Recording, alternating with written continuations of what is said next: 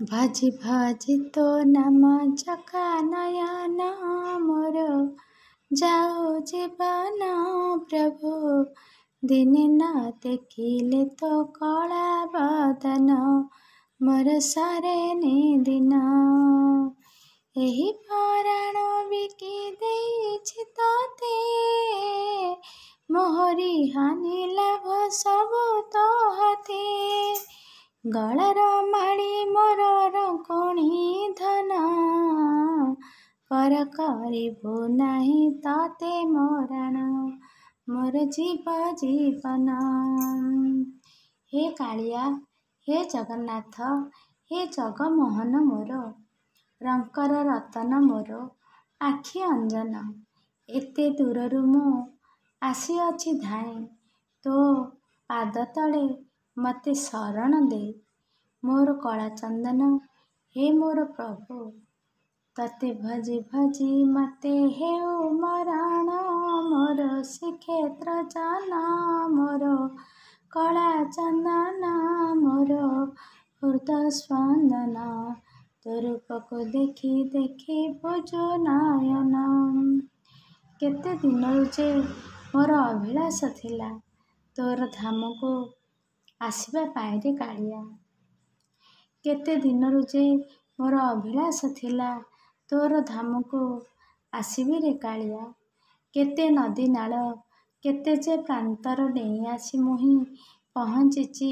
ତୋରି ଧାମରେ କେତେ ସୁନ୍ଦର ଏ ମଳୟ ପବନ ଝିପି ଝିପି ବର୍ଷା ଛାଇ ଖରା ପୁଣି ଲୁଚୁକାଳି ଖେଳୁଥାନ୍ତି ଖାଲି ମଣିଷ ନୁହନ୍ତି ତରୁଲତା ଗଣ ପଶୁ ପକ୍ଷୀ ଆଉ କୀଟ ପତଙ୍ଗ ଆକାଶ ମାର୍ଗରେ ଅପସରୀମାନେ ଇନ୍ଦ୍ର ଦେବତାଙ୍କ କରୁଥାନ୍ତି ନୃତ୍ୟ ଦେବଗଣମାନେ କି ଆନନ୍ଦ ସତେ ଦେଖୁଥାନ୍ତି ବଡ଼ଦାଣ୍ଡର ଶୋଭାକୁ ଇନ୍ଦ୍ର ଦେବତା କେତେ ଛାଇ କେତେ ଖରା ପୁଣି ଝିପି ଝିପି ବର୍ଷାର ବରଷାଇ ଦେଇ ଭକ୍ତମାନଙ୍କୁ ଭାବ ବିଭୋଳ କରିଦେଇଥାନ୍ତି ସତରେ କାଳିଆ ଏତେ ଭକ୍ତମାନଙ୍କ ଭିତରେ ଯେତେବେଳେ ତତେ ଦେଖୁଅଛି ମୋତେ ଖାଲି ତୁ ଆପଣାର ଲାଗୁଛୁ ରେ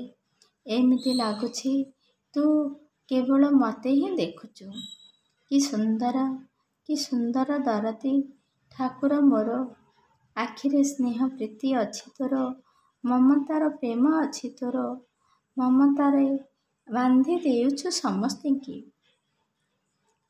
କି ସୁନ୍ଦର ଦରଦୀ ଠାକୁର ମୋର କି ସୁନ୍ଦର ସ୍ନେହ ପ୍ରୀତି ମମତାର ପ୍ରେମ ଘନ କଳେବର କି ସୁନ୍ଦର ଆଖିରେ ମିଶିଲେ ଆଖି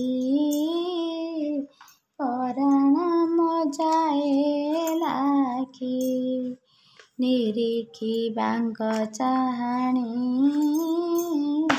ମୋହନ ତ୍ରିଭଙ୍ଗୀ ଠାଣି ମନ ଯମୁନାରେ ମୋର ଉଠେ ବିରତି ଜୋଆର କି ସୁନ୍ଦର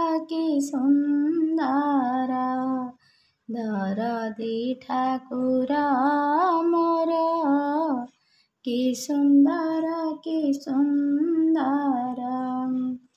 ହେ ଶ୍ୟାମ ସୁନ୍ଦର ହେ ଜଗାମୋହନ ସତରେ ତୁ କି ସୁନ୍ଦର ତୋର ନୟନ କି ସୁନ୍ଦର ତୋର ଚାହାଣି ତୋ ଆଖିରେ ଆଖି ମିଶିଗଲେ ଭକ୍ତମାନଙ୍କର ମନକୁ ଯେ ତୁ କିଣି ନେଉ ତାର କଳନା ଯେ ନାହିଁ ତୋର ମୂରକି ହସରେ କେତେ ଭକ୍ତମାନଙ୍କୁ ଯେ ତୁ ଫସାଇ ଦେଉଛୁ ମଜାଇ ଦେଉଛୁ ଆପଣାର କରି ଦେଉଛୁ କୀଟ ପତଙ୍ଗଠୁ ଆରମ୍ଭ କରି ଯେ ତରୁଲତା ଯାଏ ତୋ ପଲକରେ ବାନ୍ଧି ଦେଉ ତୁହି।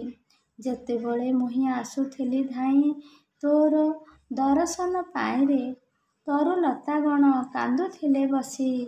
ମତେ ଘେନିଯାଅ ତୁମ ସାଥିରେ, କେତେ ଜୋଇ ଯାଇ ହିନା ଟଗର ଆଖିରୁ ଝରିଲା ଲୁହ।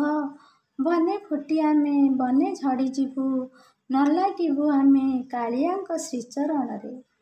ହେ କାଳିଆ, ତୋର ଦର୍ଶନ ପାଇଁ ବଣର ମଲ୍ଲୀ, ବଣ ତୁଳସୀ, ଜୁଇ ଯାଇ ଆଉ ହିନା ଟଗର ତୋର ଚରଣରେ ଶୋଭା ପାଇବା ପାଇଁ କେତେ ବ୍ୟସ୍ତ ହୋଇ ଉଠୁଥିଲେ, ନୟନରୁ ଅଶ୍ରୁ ଝରାଉଥିଲେ।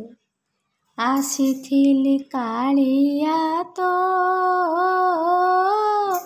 ଦରଶନ ପାଇଁରେ, ତତେ ଛାଡ଼ି ଯିବାକୁ ମୋ ମନ ବଳୁ ନାହିଁ ରେ।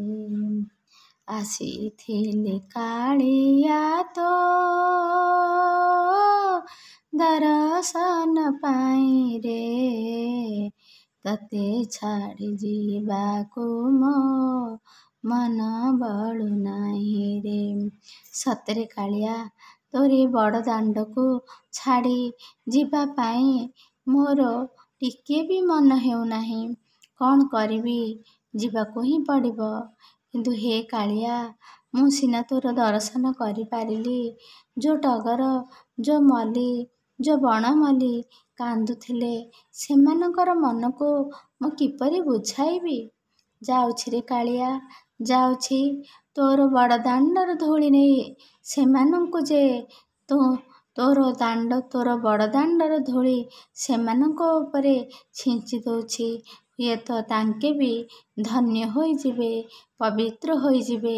ତାଙ୍କ ଆଖିରୁ ଯୋ ଲୋତକର ଲୁହ ଝରୁଥିଲା, ବୋଧହୁଏ ତୋର ଧୂଳି ପାଇଲା ପରେ ସେ ତାଙ୍କ ଆଖିରୁ ପୁଣି ଝଲସି ଉଠିବ ଖୁସିର ଆନନ୍ଦ ଅଶ୍ରୁ ବୋହିଯିବ। ଯାଉଛି ରେ କାଳିଆ, ଯାଉଛି।